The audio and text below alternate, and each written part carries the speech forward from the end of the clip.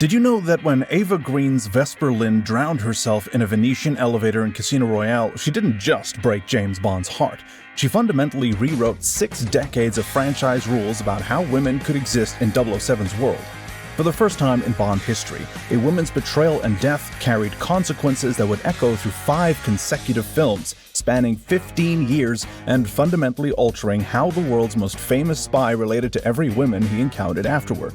What makes this shift even more remarkable is that Vesper's impact represents just one piece of a larger transformation in the Daniel Craig era. While Sean Connery's Bond moved through women like disposable champagne glasses, and Roger Moore's 007 treated them as interchangeable scenery, Craig's Bond was forced to confront women as actual people, complex, damaged, capable, and sometimes more intelligent than him. From 2006's Casino Royale through 2021's No Time to Die, the Craig films didn't just update the Bond girl for modern audiences, they systematically deconstructed and rebuilt the entire concept from the ground up. So why did this evolution happen? What changed about how women function in Bond's world? And how did these films actually fix the franchise's decades-long problem with female characters? Today, we're examining how the Bond women evolved across the Daniel Craig era. The Vesper problem, when a Bond girl's death actually matters. From the moment Ursula Andress emerged from the Caribbean waters in her white bikini in 1962's Dr. No, the Bond girl served a specific narrative function. She was beautiful, available, and ultimately disposable. Bond would seduce her, sleep with her, use whatever information or assistance she provided, and move on to the next film, with zero emotional baggage or consequences. Even Tracy Bond, who married 007 in On Her Majesty's Secret Service before being murdered by Blofeld, was barely mentioned in subsequent films despite being Bond's only wife. The Craig era shattered this pattern with Vesper Lynd, and the entire franchise has been dealing with the consequences ever since.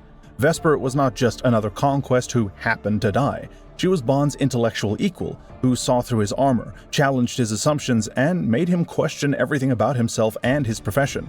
When she revealed herself as a double agent working for Quantum, it wasn't a simple betrayal driven by greed or villainy. She'd been blackmailed through her kidnapped lover, forced to betray Bond to save someone she loved, and ultimately chose death over living with the guilt.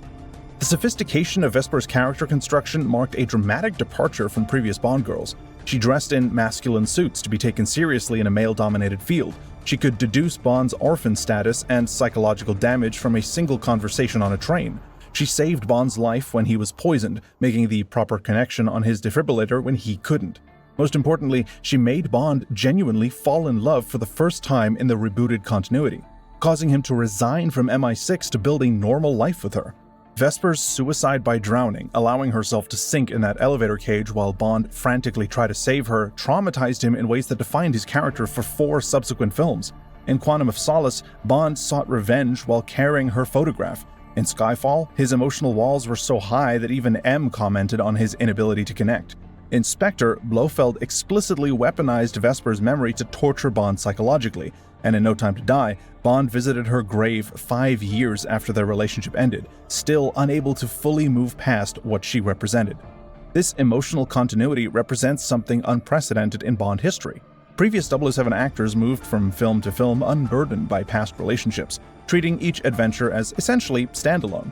The Craig era transformed Bond into a character genuinely shaped by his experiences with women, particularly his trauma from Vesper's betrayal and death. This wasn't just giving Bond more emotional depth, it was fundamentally changing how women could function in this narrative world. The sacrificial lamb evolution, from plot device to commentary. Classic Bond films treated female deaths with remarkable casualness. Women died to shock audiences, motivate Bond's revenge, or demonstrate the villain's cruelty, but their deaths rarely carried genuine emotional weight. Jill Masterson's gold-painted corpse in Goldfinger was iconic imagery, but Bond showed little genuine grief. These women were sacrificial lambs whose purpose was to die in visually memorable ways. The Craig era initially continued this tradition, but added layers of guilt and responsibility that previous films avoided. Solange Dimitrios in Casino Royale became the first sacrificial lamb of the reboot. Bond seduced her for information about her husband's terrorist connections, used what she told him, and then abandoned her. Strawberry Fields in Quantum of Solace provided the most direct callback to classic Bond girl deaths. An MI6 agent sent to bring Bond back to London, she instead fell for his charms and helped his unauthorized mission. Bond found her corpse in a hotel room covered in oil, deliberately mirroring Jill Masterson's gold paint death from Goldfinger. But unlike Connery's Bond, who barely reacted to Jill's death, Craig's Bond showed visible anger and grief. He specifically requested that Fields receive posthumous recognition for her service, and her death drove his determination to bring down Dominic Green. Séverine in Skyfall represents perhaps the most tragic sacrificial lamb in the entire franchise, a former child sex slave who became Silva's kept woman. She saw Bond as her only chance for escape and agreed to lead him to Silva's island. Bond slept with her despite knowing her tragic history of sexual exploitation, then watched helplessly as Silva shot her dead during a sadistic game of marksmanship. Her death marked the last traditional sacrificial lamb in the Craig era. After Skyfall, the films moved away from killing women primarily to motivate Bond's revenge. The evolution suggests growing awareness among the filmmakers that treating female deaths as throwaway motivation had become narratively lazy and ethically questionable. By Spectre and No Time to Die, women in Bond's orbit survived their encounters with him. Lucia Sciarra, the widow Bond seduced for information in Spectre, was explicitly shown being protected by Felix Leiter rather than killed off. The Craig era gradually moved away from the sacrificial lamb trope, recognizing that dead women had been used as cheap emotional manipulation for far too long. The professional equals, when competence met femininity. One of the most significant shifts in the Craig era involved presenting women who could match or exceed Bond's capabilities in their respective fields. Previous Bond films occasionally featured capable women. Barbara Bach's Anya Amasova in The Spy Who Loved Me and Michelle Yeoh's Wei Lin in Tomorrow Never Dies both demonstrated impressive spy skills, but these characters remained relatively rare exceptions rather than the standard. The Craig films made female competence the baseline expectation rather than the exception. Camille Montez in Quantum of Solace functioned as Bond's genuine equal throughout the film. A Bolivian Secret Service operative seeking revenge against General Medrano for murdering her family, Camille had her own complete character arc that paralleled Bond's revenge quest. Significantly, she and Bond never developed a romantic relationship beyond a goodbye kiss. She was a professional colleague and ally rather than a conquest. Her survival and success revenge marked a departure from the traditional Bond girl trajectory. Nomi in No Time to Die pushed this evolution even further by literally taking Bond's 007 designation during his retirement. Played by Lashana Lynch, Nomi represented everything Bond traditionally was: skilled, confident, professional, and effective, but without his emotional baggage or tendency to go rogue. Her early rivalry with Bond provided genuine attention, and she made clear that she had earned the 007 number through merit and did not need to justify herself to a retired agent living on a beach. The dynamic between Bond and Nomi evolved from antagonism to mutual respect without ever being romantic. She helped him save Madeleine and Matilda, voluntarily returned the 007 designation to him when the mission required his specific expertise, and survived to continue her career after his death. Nomi represented a fundamental shift in how Bond women could exist as professional equals whose relationship with Bond was defined by competence and mutual respect rather than sexual conquest. Ana de Armas's Paloma in No Time to Die deserves special attention, despite her brief appearance. A CIA agent with approximately 3 weeks of training, she initially seemed designed as comic relief, the inexperienced rookie thrust into a dangerous situation. But the film subverted expectations by revealing Paloma as remarkably capable, dispatching Spectre guards with efficiency and skill while maintaining her nervous energy. Her combination of competence and personality made her one of the most beloved characters in the film, proving that Bond women could be effective, charming, and interesting without being overly sexualized or just killed off. The Madeleine problem, trying to replace Vesper. Dr. Madeleine Swann represents both the biggest ambition and possibly the biggest failure of the Craig era's approach to women. Introduced in Spectre and returning for No Time to Die, Madeleine became the first Bond girl to appear as a romantic lead across multiple consecutive films, a historic first for the franchise that should have been groundbreaking. Instead, her character reveals the fundamental limitations of trying to give Bond a genuine long-term relationship within the franchise's structure. Madeleine's introduction in Spectre showed promise. As Mr. White's daughter and a psychiatrist working in an Austrian clinic, she brought genuine psychological insight to Bond's character. Her traumatic childhood, witnessing her mother's murder and nearly drowning under ice while fleeing the killer, gave her damage that matched Bond's, creating potential for genuine understanding between two broken people. She explicitly refused to be impressed by Bond's usual charm, even threatening to kill him if he touched her while she slept. But the romance between Bond and Madeleine never achieved the chemistry or narrative weight that Bond and Vesper shared. Their relationship felt rushed in Spectre, moving from antagonism to love without sufficient development. When Bond drove away with her at the film's end, abandoning MI6 for a normal life again, it should have been a triumphant moment. Instead, it felt like the film was forcing a happy ending onto characters whose connections hadn't been adequately established. No Time to Die attempted to deepen their relationship, but was immediately hampered by a contrived separation. The film opened with Bond and Madeleine happy in Matera before Spectre's ambush at Vesper's grave. When Blofeld called Madeleine's phone during their escape, Bond immediately assumed she had betrayed him, despite knowing Blofeld's manipulative nature and having just committed to a life with Madeleine. His decision to abandon her at a train station based on this flimsy evidence felt deeply out of character for someone of Bond's intelligence and experience. The 5-year separation that followed existed purely because the plot required it. Bond spent half a decade in retirement, never questioning whether he had been deceived, while Madeleine raised their daughter Matilda alone. When they reunited, the film expected audiences to invest emotionally in their relationship despite never adequately repairing the damage from Bond's abandonment or building sufficient romantic chemistry in either film. Madeleine's ultimate purpose became serving Bond's death scene rather than existing as a fully realized character.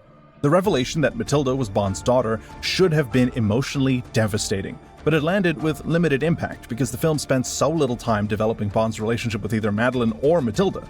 By the end, Madeleine survived to tell Matilda stories about her dead father, a fate that sounds meaningful but actually reduces her to a vessel for Bond's legacy, rather than a character with her own complete arc. The Madeleine problem reveals a fundamental tension in the Craig era's approach to women. The films wanted to give Bond a genuine, lasting relationship that could provide emotional stakes, but they also needed to maintain his status as an action hero who operates independently. The result was a compromise that satisfied neither goal.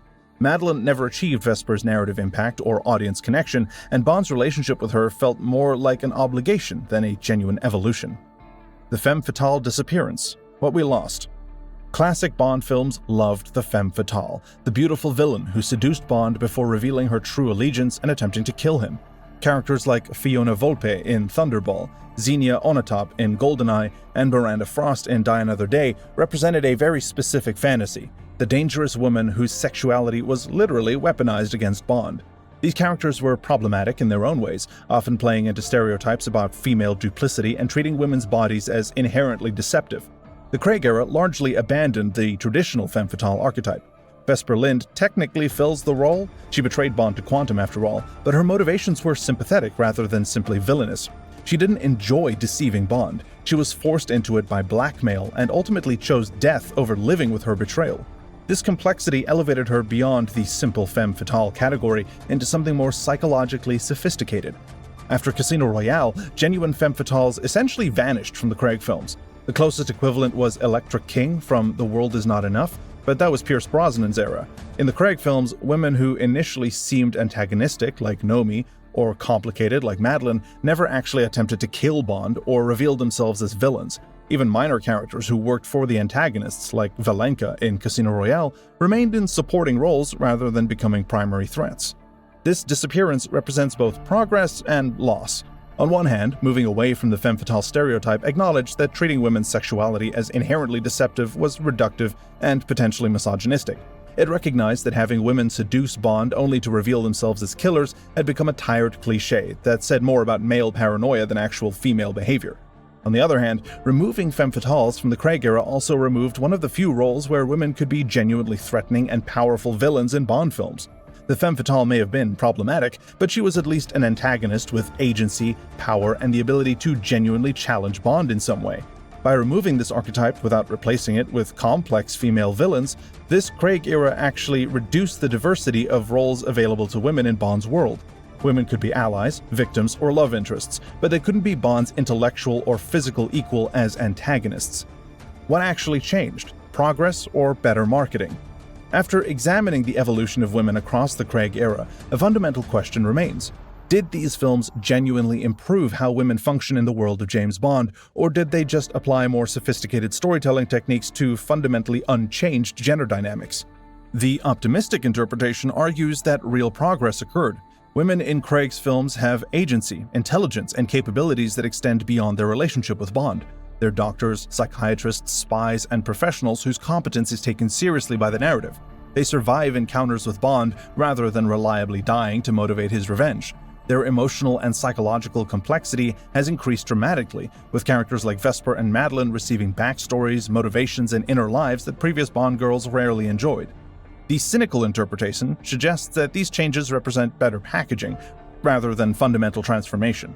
Bond still beds multiple women in most films, still treats casual sex as consequence-free entertainment, and still operates as the central character whose story matters the most. Women's competence and survival often serve to make Bond look better. He's evolved enough to respect capable women and care when they're hurt, rather than genuinely centering female characters in their own right. The truth likely exists somewhere between these extremes. The Craig era made genuine strides in treating women as characters rather than objects in set dressing, particularly in moving away from the sacrificial lamb trope and emphasizing professional capability. But these improvements occurred with a franchise structure that still fundamentally revolves around a male hero whose relationships with women remain transactional and temporary. Perhaps the most telling evidence comes from the audience reception. Vesper Lynd is widely considered one of the greatest Bond girls in franchise history, precisely because she received the character development, complexity, and narrative importance that most Bond women never achieved. But Madeleine Swann, who received similar treatment across 2 films, never achieved the same cultural impact or audience connection, suggesting that simply giving women more screen time and backstory doesn't automatically translate into better characterization or storytelling. The Craig era's greatest achievement regarding women may be establishing that Bond films can treat female characters as more than disposable scenery without losing what makes Bond commercially successful. Audiences clearly responded to more complex female characters like Vesper, Camille, and Paloma. This success provides a foundation for future Bond films to build on, potentially creating even more sophisticated and central roles for women in the world of 007. The Daniel Craig era transformed how women exist in James Bond films, moving from disposable conquests to psychologically complex characters whose actions carry genuine narrative weight. From Vesper Lynd's betrayal echoing through 5 films to Nomi claiming the 007 designation, these movies proved that Bond could evolve without losing his essential appeal. But hey, that's just our opinion. What do you think about how women are portrayed in the Daniel Craig Bond films? Let us know in the comments below, and don't forget to like and subscribe for more deep dives into Hollywood's biggest franchises and how they handle characters and evolution. This video is made by movie fans, for movie fans.